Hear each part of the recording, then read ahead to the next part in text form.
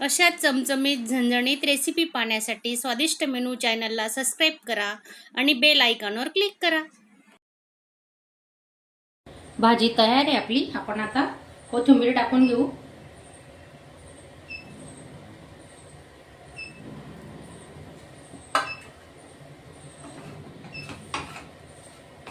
माझा हा आजचा व्हिडिओ तुम्हाला आवडला असेल तर चॅनलला एक लाईक करा आणि नवीन असणार तर सबस्क्राईब करायला विसरू नका।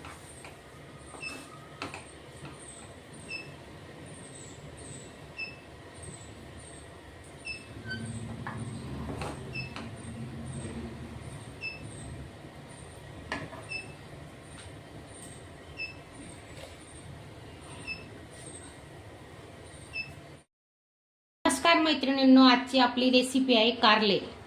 तर कारले कसे बनवायचे, अजिबात कडू न लागणारे कारले आपण बनवणार आहोत। बघा, हळद टाकून घेऊ, मीठ टाकून घेतोय आणि अर्धा तासासाठी आपण झाकून ठेवणार आहे।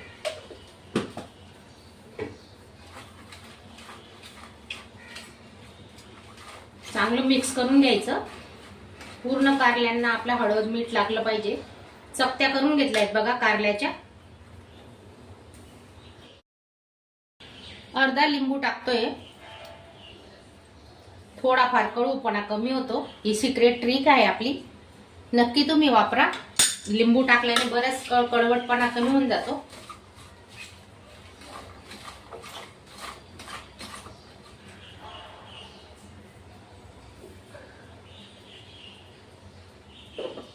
अर्धा तासासाठी आपण झाकून ठेवणार आहेत। पूर्ण पाणी सुटेल आणि ते पाणी आपण काढून घेणार आहेत कारल्यांचं।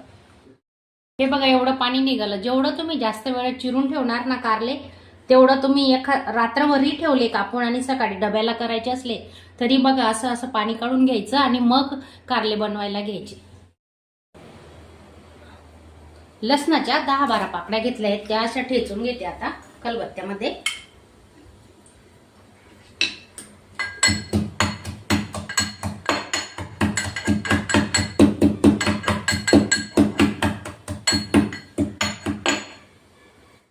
कांदे चांगले परतून झालेत, आपण आता टोमॅटो टाकून घेऊ आणि थोडी कोथिंबीर आता घेणार आहेत, नंतर टाकू थोडी।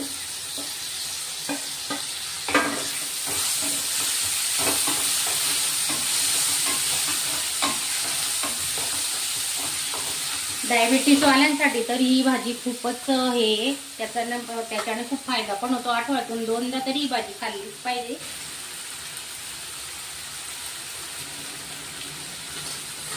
भरून कारल्यांचा पण व्हिडिओ आपण अपलोड केलेला आहे आपल्या चॅनलला, तुम्ही बघू शकता। आपण आता अजून मिरची पावडर टाकलेलं नाही, आधी कारले चांगले परतून घेऊ वाफेवर।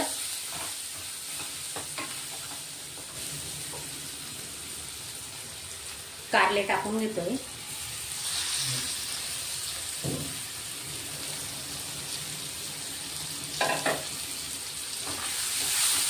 भरून कारले करायचे असले ना तरी तुम्ही असं रात्री मीठ लावून ठेवा आणि सकाळी उठल्यावर शेंगदाण्याचं कूट, खोबरं वगैरे असेल कुठला मसाला बनवून ठेवलेला ते भरून केले की छान होतात कारले।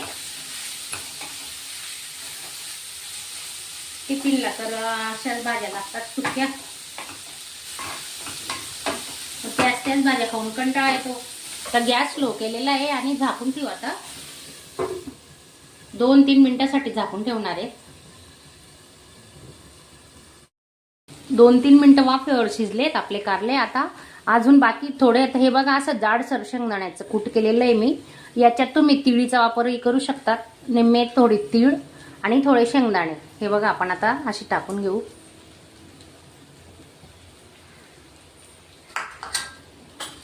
आणि 1 चमचा गरम मसाला घेतला आहे।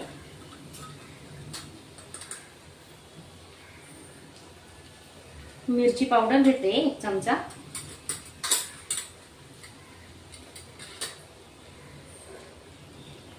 अजून घेते अर्धा, म्हणजे 1.5 चमचा मिरची पावडर झालंय।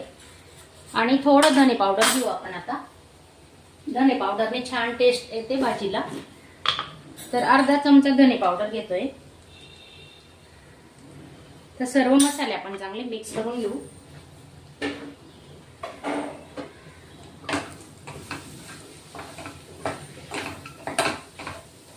थोडी निम्मे शिजू द्यायचे आणि नंतरच आपण मसाल्यांचा वापर करायचा या भाजीला.